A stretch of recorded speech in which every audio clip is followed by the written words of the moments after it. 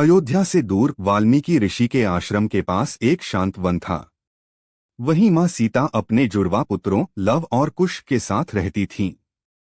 सालों बीत गए थे, पर उनके हृदय में राम का नाम आज भी गूंजता था। हर सुबह वह गंगा किनारे बैठकर प्रार्थना करती, प्रभु, यदि मैंने सदैव सत्य और मर्यादा का पालन किया है तो मुझे इस संसार से मुक्त कर देना। वन की हवाएं उनकी प्रार्थना सुनती, पेड़ झुक जाते और पृथ्वी मौन हो जाती थी। एक दिन अयोध्या के राजा श्री राम अपने अश्वमेध यज्ञ के लिए निकले।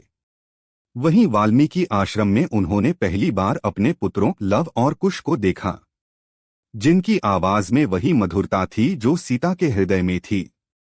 राम के नेत्रों से आंसू बह निकले। उन्होंने कहा, ऋषिवर, ये बालक कौन हैं, जिनकी आंखों में मेरे ही स्वरूप हैं? वाल्मीकि मुस्कुराए, हे राम, ये वही सीता के पुत्र हैं जिन्होंने तुम्हारा नाम लेकर यश गाया है। राम का हृदय कांप उठा।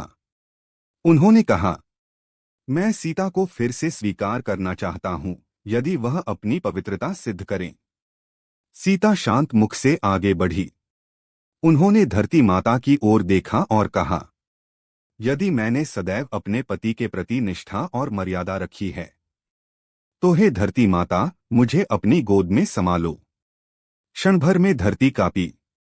आकाश से पुष्पों की वर्षा होने लगी।